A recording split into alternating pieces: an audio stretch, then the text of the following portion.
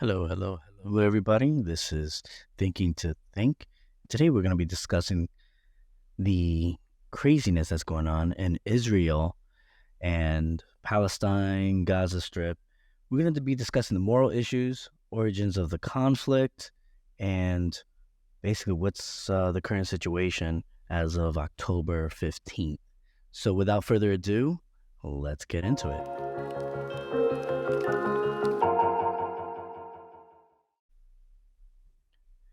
So, the moral issues. Um, I think it's best, like I've been saying in previous podcast episodes, we need to discuss definitions.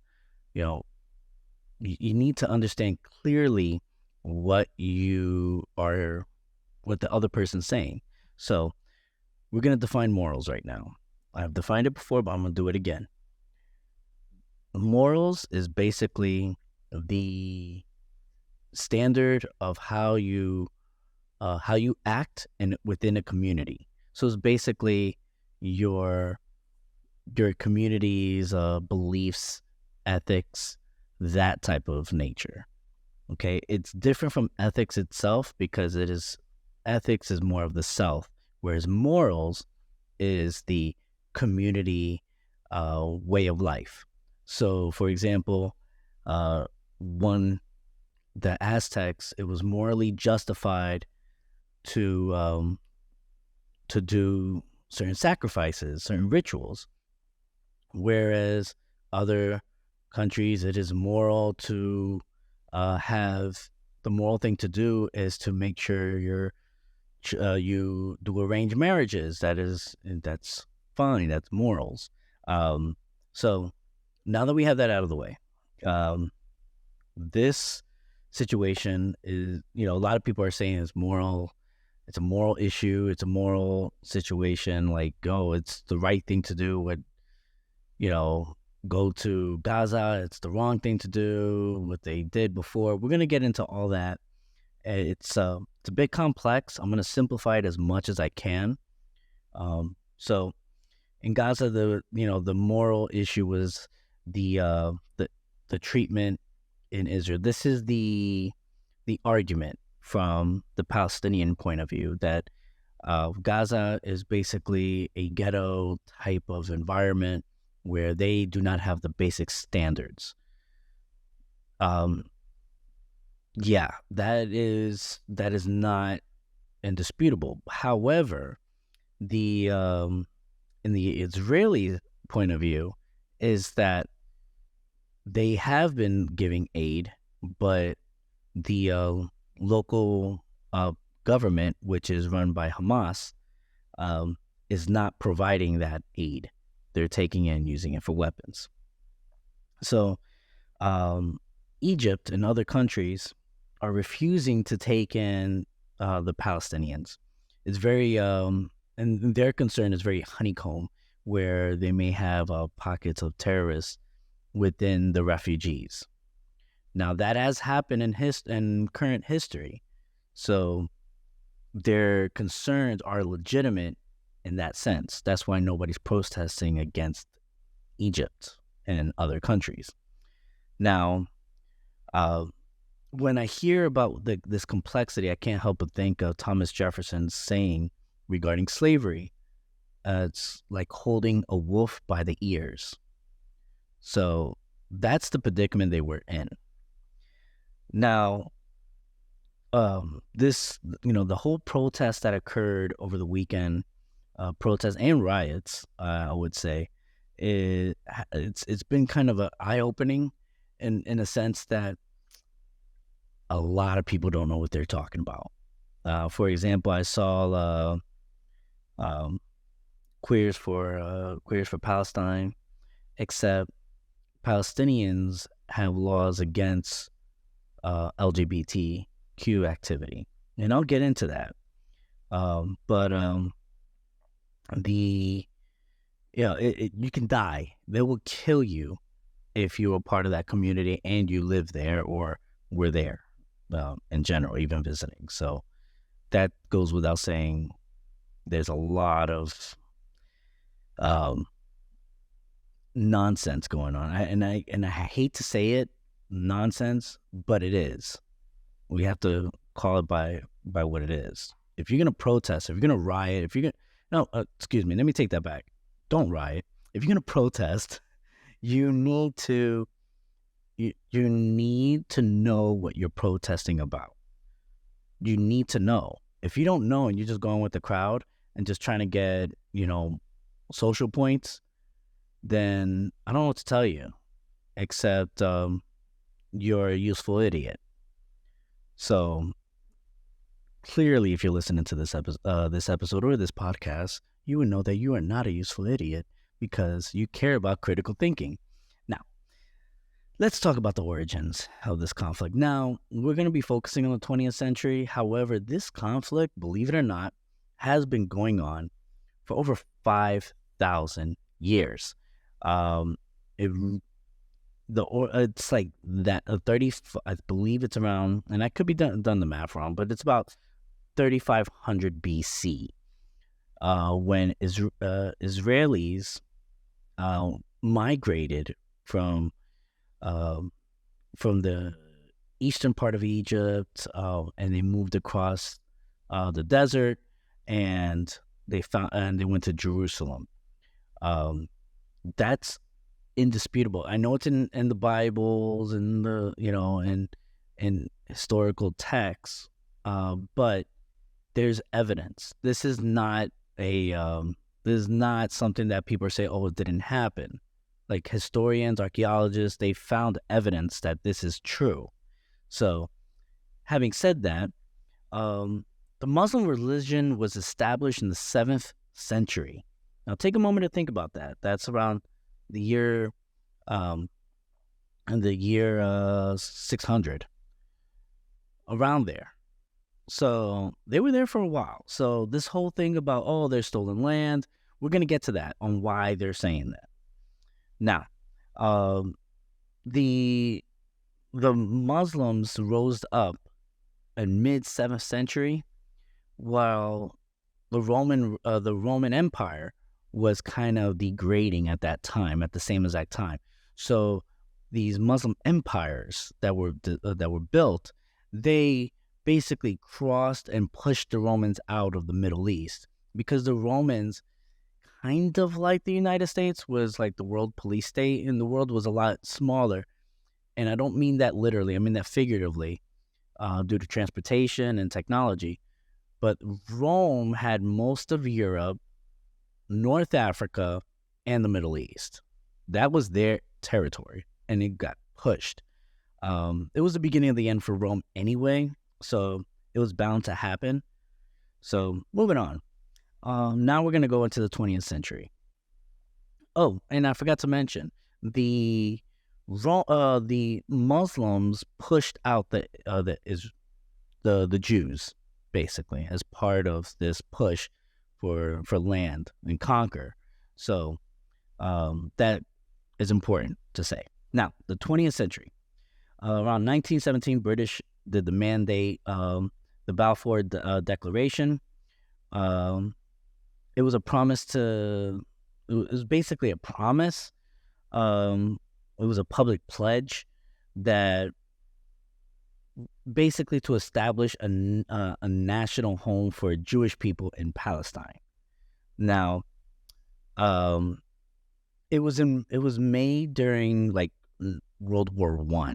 World War I happened around 1914, 1918, and was included in the terms of the British mandate for Palestinian after the dissolution of the Ottoman Empire after World War I. So World War I gets Ottoman Empire gets dissolved, annihilated, and here comes, okay, we're going to put this little piece of land. Now, to give you some context of this little piece of land, it's not even, if I have to put it you can't even put it as a state. It would have to be like, if you are from New York, it would be like the borough of Queens or Brooklyn. And like, hey, there's your country. So it was small. Or a county depending on your county of New York, of the like Florida or whatever state you're in. For a country, it's pretty much like a city, depending on your country size, of course. So it's really hard to try to, I'm trying to give you a visualization, and I would say a couple of hundred miles, if that. So that was their piece of land. Now, before we get in any further into the 20th century history between what's going on in Israel, let's do some definitions. Now, we hear a lot of the term Zionism or Zionists. Zionists are Jewish nationalist movement that has had its goal, and now this is from the Britannica, so it's not coming from me or this Britannica. The goal, this national movement from the Jews, for the creation and support of the Jewish national state in Palestine, the ancient homeland of the Jews. Eretz Israel, through Zionism, originated in Eastern and Central Europe in the later part of the 19th century. It is, in many ways, a contribution of the ancient attachment of the Jews and of the Jewish religion to the historical region of Palestine, where one of the hills of ancient Jerusalem was called Zion. So that's where it comes from. So this hills, named Zion, they were like, this is going to be Jewish land for Jewish worshiping people. Those are Zionists. Okay. Moving on. So in 1936 was the Arab Revolt. Now, this is important. This plays a huge role on things that happen even today. The 1936 to 39 Arab Revolt in Palestine, later known as the Great Revolt, Al-Thora Al-Kubra. Now, I could be butchering that, and I apologize for anyone that's Arabic that just got their ears hurt. So I apologize. Or the Great Palestinian Revolt. So, was a popular nationalist uprising by Palestinian Arabs in mandatory Palestine against the British administration of the Palestinian mandate, demanding Arab independence and the end of the policy of open-ended Jewish immigration and land purchases with the state goal of establishing a Jewish national home. The uprising coincided with a peak in the influx of immigrant Jews, somewhere around 60,000 that year. The Jewish population having grown under British auspices from 57,000 to 320,000 in 1935. This is leading up to your World War II. Okay, the Peel Commission happened, and they were wondering why this revolt happened. This is the Peel Commission, and was a study on why the rebellion happened. The result was the age-old story. Two peoples, Jews and Arabs, wanted to govern the same land. So, their answer to this, now this is 1935, two independent states with 80% land to go to the Arabs, and the remaining 20 under British control. However, the Arab tribes and nations rejected it completely. All right, this is like heating into World War II, and when the Axis, which is your Nazis and your Italian fascists, was up against the Allies, the Arabic countries allied with the Nazis. So you got to take that in. This is factual. This happened. This is in history books, if they're good history books. So there was even meetings of Adolf Hitler meeting with Arab leaders. So and there's pictures of them. They're talking. You see them smiling. It's a whole thing. Anyway, After World War II and the creation of the United Nations, in 1947, the UN voted to create two states. This is doing it again.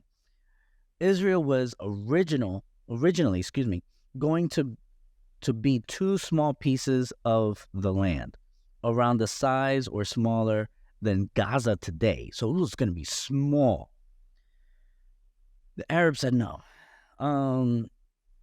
Now, before I continue, I can't stress this enough. This is all factual. This is indisputable. Okay? Plus, any additional information that I'm giving you is going to be, it's going to be from both sides. I'm taking it from both sides so I can give you this information. I'm not trying to, give you propagandas or anything of the sort. And I'm going to get to propaganda when we talk about current events. But moving on. So, the Arab-Israeli War of 1948 broke out when 5 Arab nations, Jordan, Egypt, Iraq, Syria, and Lebanon, invaded the territory immediately following the announcement of the independence of the State of Israel on May 14, 1948. For Israelis, this was called the War for Independence. In their Declaration of Independence, they explicitly said, now this is not verbatim, but it is said, although it is a Jewish state, they welcome all, including Arabs. Like Arabs will be treated the same. In 1949, and I'm going to get to the Palestinian point of view. In 1949, Israel repelled the Arab forces and occupied area we know as the West Bank and Gaza, which was at the time occupied by Jordan and Egypt. All right. Now, here's the Arab perspective. Zionist military forces expelled at least 750,000 Palestinians and captured 78% of historic Palestine. Now, historic Palestine. Remember, I did mention about the migration, and that was 3500 BC. But here we are. The remaining 22% was divided into the West Bank and Gaza Strip. That's indisputable. The Arabs also view this as the Palestinians were expelled by Zionist forces and that the Exodus of 1948 was the fulfillment of a long-held Zionist dream to ethically cleanse Palestinian so that the land could then transform into the Jewish majority state. Every year on May 15, Palestinians around the world, numbering about 12.4 million, mark the Nakba, or catastrophe, referring to the ethnic cleansing of Palestinians and the near total destruction of Palestinian society in 1948. So you see there's two histories going on. The only thing that they have that agree on is the fact that Israel won at that war. So, but it was 5 countries also. So that, if you look at it in a logical war tactic, that is insane. That is insane. In any case, moving on. In 1967, Jordan, Egypt, and Syria fought Israel again. This is called the 6-Day War. This is where it gets even crazier. This led to Israel taking Egypt, all of Jerusalem, Gaza, and parts of Syria. In a meeting, Israel was split on deciding what to do with the new territory. Now, here are their choices. Either, and this is in exchange for peace, they will return the West Bank to Jordan and Gaza to Egypt, or give the region Arabs the territory to build their own state. And the Arab League summit that year concluded. Now, this is the famous 3 no's. No peace, no recognition, and no negotiations with Israel. Now, this ends with many countries around the Abraham Accords with former President Trump. And I'm going to get to that too. In 1979, a peace deal was made that Israel will give the entire Sinai desert to, but shortly after, this was the Sinai desert to Egypt, but shortly after, the Egyptian leader was assassinated, like right after he broke from the three no's. So that's unfortunate. 1995. Oh, and Egypt did still keep the Sinai Desert. In 1995, the Oslo Accords, peace talks that were on and off that eventually led to the Camp David Summit of 2000. Now, this is former President Bill Clinton at the time. In this summit, Camp David Summit, Fud Barak, who was the Israeli Prime Minister, and Yasser Arafat, the PLO, or the Palestine Liberation Organization chairman, met with President Clinton at Camp David. Arafat was offered a Palestinian state of all of Gaza, 94% of the West Bank, and east of Jerusalem as its capital. That's a lot. Arafat and in return be recognized as a Jewish state, Israel, and peace. He said no. So I think Bill Clinton famously said, in these 14 days, all he said was no, or something along those lines. But here's the thing. Shortly after those talks, there were a series of suicide bombings in Israel. In 2005, Israel left Gaza. They left Gaza. So take a moment to think about that. But the Palestinians turned Gaza to a base and launched attacks on Israel. And so Israel went back, obviously. In 2008, Fud al-Masr offered a Palestinian state, offered additional land on top of everything else that was previously promised. That's, Palestinian, the Gaza Strip, 94% of the West Bank and East Jerusalem. So they were going to offer more land. And it was rejected. So, fast forward to President Obama.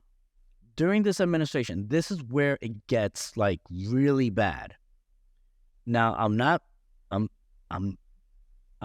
stating this as a fact, not as an opinion. When I say really bad, is that it creates instability in the Middle East further.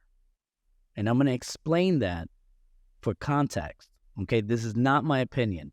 Okay, people that are reflecting on the decisions made are basically not happy with these decisions. So hindsight being 2020, Monday night quarterback, and whatever you want to call it. Okay, all right.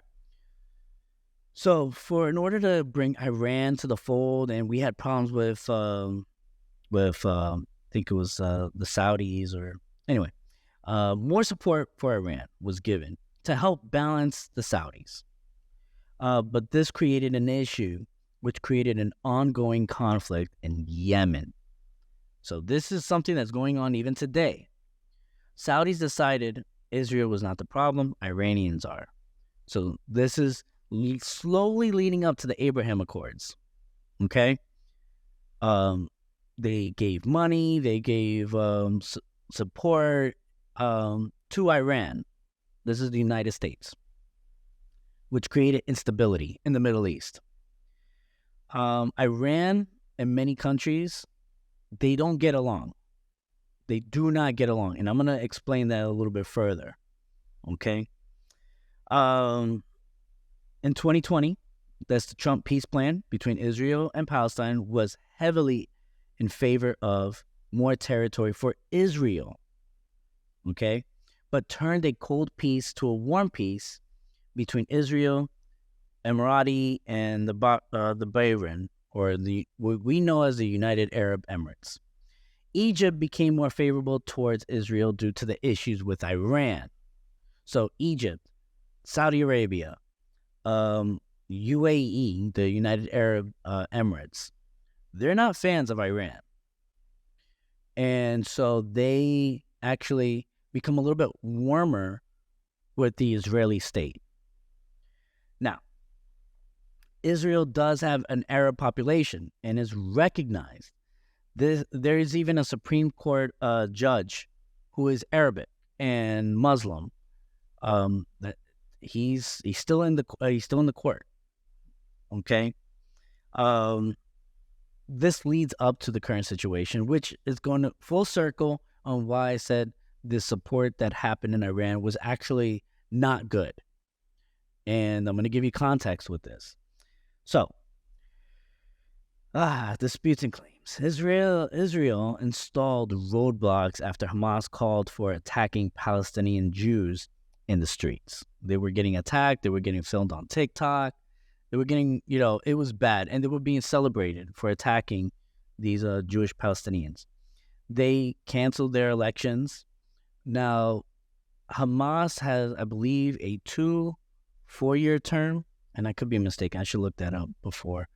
But they do have a term limit and a certain amount of years per term in that region.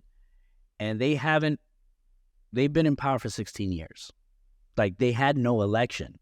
So, again, when you see protests and and you see hearing the propaganda about, they're a democratic state and all this other things, they're either lying to you, or they genuinely do not know that this is occurring. So, when the riots happened in the border, and by the way, it got suspended again in another election that was supposed to occur. When the riots happened on the border, this is where they put down their guns and everything. But what they did in return is they brought a bunch of rocks and stuff, and they rioted at the border. So it is a riot. It wasn't a protest. Protest is peaceful, to share their word. Riot is where you're seeking violence within that, within the peaceful group, and then you're trying to break out and you want to cause damage. So, and many said they went over to the Hamas went over to the Temple Mount, which is a holy place for Muslims. But the thing is, the Muslims had access to the Temple Mount, and there's even videos and pictures of thousands of Muslims during I believe it was Ramadan, the previous Ramadan, like praying. So they had access to it. So I don't know why. I'm confused, because based on my research, and I'm looking Al Jazeera, I'm looking through, CNN, I'm looking through all these things like BBC, and I don't know why. And I'm assuming it's social media that's infused, that's flaming this lie, because they had access since 1967. So, in any case, Hamas took over the temple and began to attack police, in which the Israelis shut down. And then they claim that Israel's being aggressive. This feels very similar to the riots of 2020. And I want you to take that in for a moment. Sheikh Shura belongs to the Arabs, but the history claims it was also Israeli, the Shet Shura. I could be saying that wrong. Again, I apologize. It's not intentional. The claim is part of the deal, which was not met, so they needed to evict people living there. So what this was, the Shet Shura area, is basically, because it was Arab, but it was a dispute of who owns the land and property. They said, okay, well, you can live there, but it's kind of like a long-term lease. You just got to pay rent. 2 buildings, nobody was paying rent, and they got evicted. So now they're saying that Um, they're kicking out a bunch of people and making them homeless and unlivable. So yeah. Now, foreign aid was given to Gaza for years. Years. But Hamas government has been using the funding for weapons instead of building infrastructure. So here's the dispute that we're seeing. Okay? We have Israel stating that we're helping them, we're giving them support, but we have to give it to the government, and the government is taking it and using it for weapons. I mean, to be able to have barely any infrastructure and have poor living conditions, but yet able to afford rockets and put them in civilian territory, which they do, and it is a strategy. This is a known fact. This is undisputed. This is a known fact. They claim this, and I'll get to that in a moment. That raises questions because logically that doesn't, you have to think critically. That doesn't seem to make sense. Meanwhile, the other side is saying they are not getting it, but yet several countries and organizations are saying they are. So there you go. Now, Hamas attacked Israel on October 8th of 2023 using land, sea, and air. More than 700 Israelis died. The number is kind of clouded. Some say 600 and something, some say 700, some say 1,000. What's worse, they were attacked indiscriminately, and women and children were kidnapped and brought back to Gaza. It is reported as of October 12th, 2023, that they were being used as human shields. And I believe on October 13 or 14, which of this recording is about yesterday or the day before, that the military leader of Hamas was killed by Israel. So that again, this is not just Israel. It's not propaganda. Hamas has officially stated that they are doing this. They have, they have people, and that they, they're not afraid to kill them, and what have you. So this is again indisputed. Now, there is fog of war, and what those fog of war mean basically is propaganda, not knowing all the information. There's a saying, and the saying goes, and I think it says something along the lines of, in war, truth is the first casualty. I don't know, and I want to give credit, so let me look this up real quick on who said this. Oh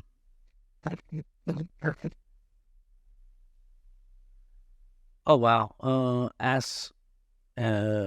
Acerus? But I can't pronounce that person's name. Wow. But that is so truthful. In war, truth is the first casualty. So we as critical thinkers have to take a step back. I could have recorded this podcast episode immediately as it happened and gained thousands and thousands of more listeners. However, I didn't want to do that.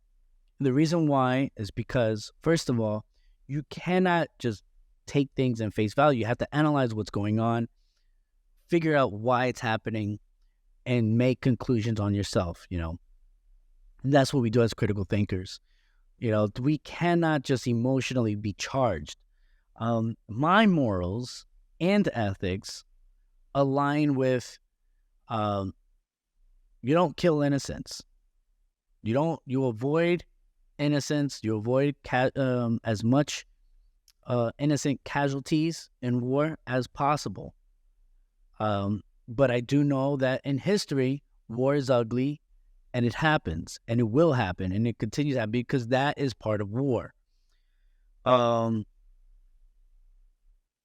videos and posted by both Israel and Hamas are tragic, heartbreaking, and infuriating. But that's my morals and ethics. So I have to take a step back and give you guys as much truth as possible that I have to the best of my ability, and have you guys think more critically. So,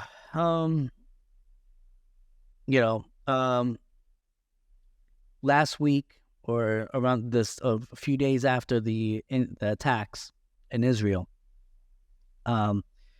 Israel ordered the evacuation of over 1 million people in Gaza out.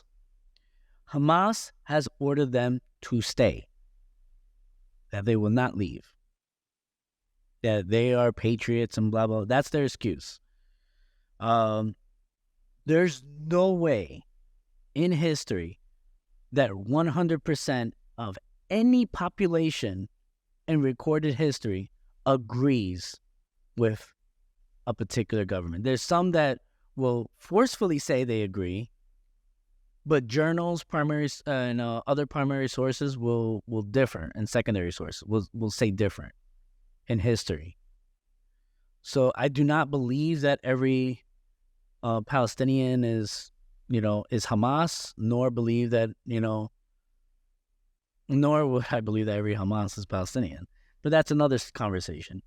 But they have also a history of using civilians as shields. They use for martyrs. Anyway, there were major protests throughout the world. Now, there's full circle. I mentioned I was going to speak about this in favor of Palestinians, Queers for Palestinian signs. That blew my mind because I know very well that there are certain countries that will kill you if you are part of the LGBTQ community, or at least arrest you. Okay? BLM stating the decolonization. They clearly don't know history, because who's to say it was the Palestinians that, what are we basing it off of? And it infuriates me when people say, oh, decolonization. Like, who are you referring to? Granted, I can give you the whole, like, oh, Native Americans, this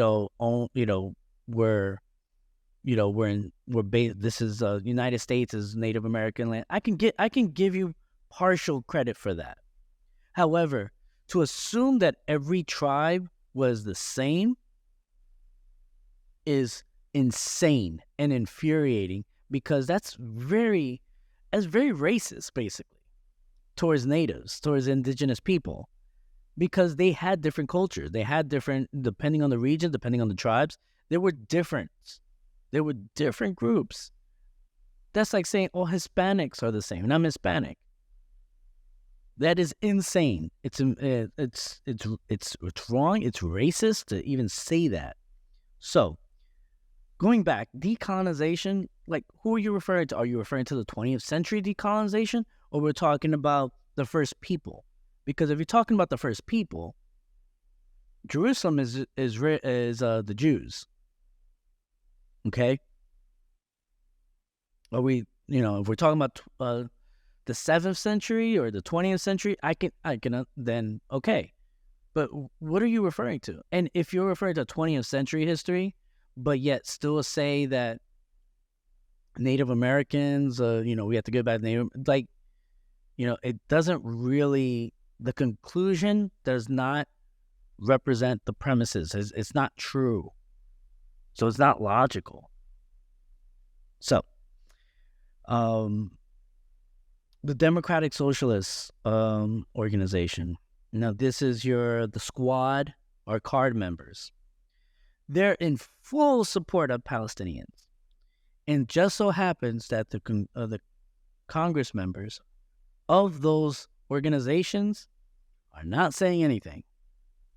And sometimes silence, like what they said in 2020, during the protests and riots. Sometimes silence is, you know, is the one that is speaking the loudest on or support. So it's funny how when it's flipped on the far progressive left, that it becomes a paradox.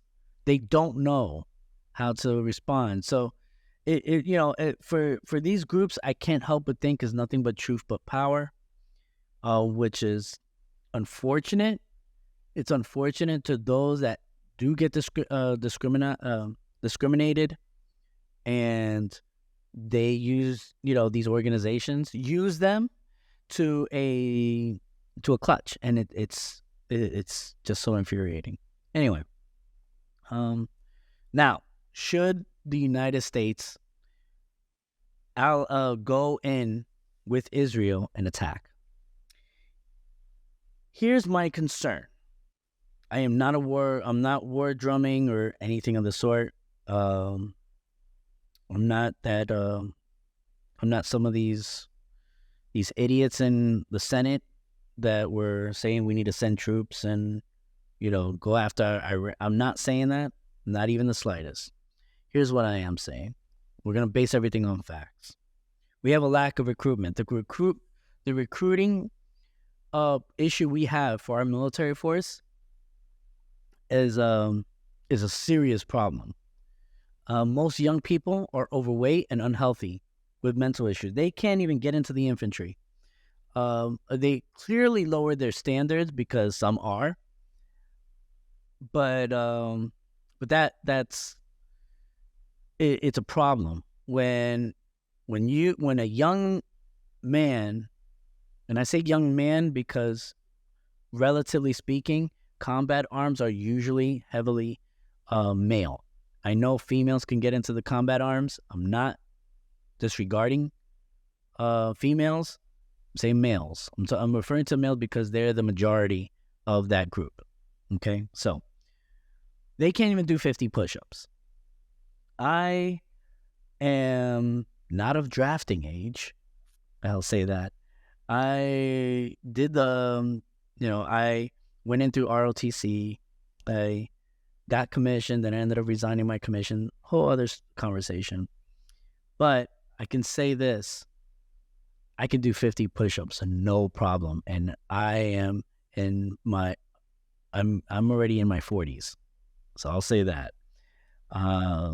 So to say that an 18-year-old can't do 50 push-ups, that's a problem. That's a serious problem. And then a lot of them have mental health issues. The stresses of training and the stresses of war are very real. There's, PTSD is very real. It's frustrating. Now, having said that, we have in history, now we talked about the recruitment problem. So we do not have boots. We do not have enough boots to go on the ground. In history, military, overextended military do not work well. They fail in history. We're talking about like from Alexander the Great going all the way to excuse me, to India. Overextending. We're talking about the Nazis during World War II trying to invade Russia, and then they had to worry about Britain, and then they had to worry about the Americans, and that actually went to Africa first before they went to Normandy. Overextended. There's no, I couldn't find any military. Rome was overextended. They had to deal with the barbarians of the north, and they had to deal with the Middle East. Overextended. We don't have the recruitment. We're overextended as a military force. And by going into the Middle East, again, while Ukraine, which I haven't really discussed in this podcast, and if you guys want to, leave a comment, send a message. I would love to go over everything that I went over, just like this. But regarding Ukraine, we cannot defend Taiwan. We can try with our Navy. Yes, that's true. But you need boots on the ground. Boots on the ground, they hold territory. They hold the line. So, overextending. In World War II, we had two fronts. The main focus was not the Pacific. It was the European front. We used the Pacific as a way to keep them away. It was heavily Navy focused with Marines going island to island, but the Marines are not the branch that they are today. That was not the case during World War II. They were tough. And please, Marines, I love you. You guys are awesome. I'm saying the number. It wasn't like as many Marines. It wasn't as, that type of thing. So now it's a fight. It's a great fighting force. If anything, the Army has a lot to learn from the Marines as far as how they've changed between these past 4 years. So having said that, during World War II, it was more like buffering. We weren't invading like Japan or anything of the sort. So we weren't overextended. This is an overextension. We would have to deal with Russia's allies because Russia is still focused on Ukraine. And by the way, I looked at the map. They got the territory they wanted. So I don't even know why there's no peace talk is blows my mind. But anyway, enough about that. The morale is so low. I speak to soldiers all the time, and everything I'm saying, they're saying the same thing. So, which leads me to the last thing. My concern regarding our military and our fighting spirit as a country is we have no unity. We are so divided amongst ourselves. Sun Tzu's Art of War is basically states the best war is the one that you don't fight. So propaganda, everything that's going on that's dividing this country, it's working. If I was a betting man, I would say no country will defeat the United States. The United States will defeat the United States. No country needs to raise a finger. Just let the crap continue regarding this unity. And that's a scary thing to think about. Which leads me to conclude, and the last thing I'll say about this is the pictures. With AI generated pictures, I'm very skeptical, but the videos, the live streams, the things that I've seen, they are they're really sad what's going on in the Middle East and in Ukraine. I don't want this happening, but this is part of the world we live in. I believe that what Dr. Jordan Peterson says, that you got to be a monster, but you got to be able to control yourself. I think that rings true. The only thing we can do is take care of ourselves, take care of our families, be critical thinkers, know what's going on to avoid another repeat of, we're going to follow whatever the government says and just go into places where, the government tells us to and be rah-rah about it and for no reason except personal gain. So I ask you guys to take care of yourself, take care of others, and be critical thinkers. Think critically.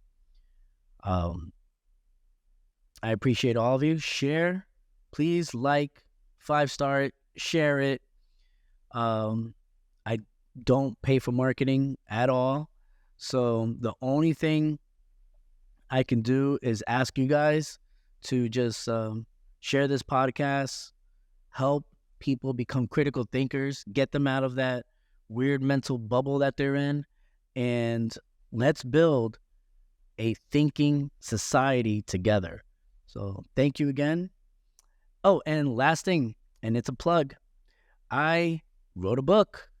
It's called The Logical Mind. Learn to make better decisions through critical thinking. It is on any of your bookstores that you like to buy a book. Just look for M.A. Aponte, or you can just look for The Logical Mind. You should be able to find my book. It is I like to say it's a great book, and I worked really hard on it. I've been working on it for years, actually. That's one of the reasons why this podcast took a long break. That, and I had another child, and I was getting another degree. So, and I was helping running a school. Yeah, check it out. And if you have any questions, feel free to reach out. I have great projects on the way. I'm very excited. I will be working with a great organization. If you have children and you have conservative libertarian values, I'm going to recommend the Tuttle Twins.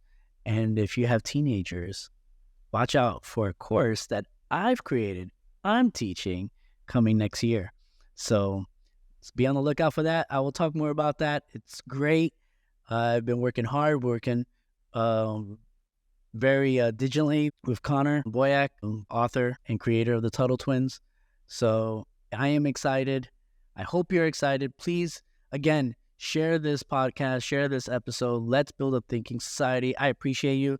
I love you guys. All of you are awesome. And have a safe and wonderful day.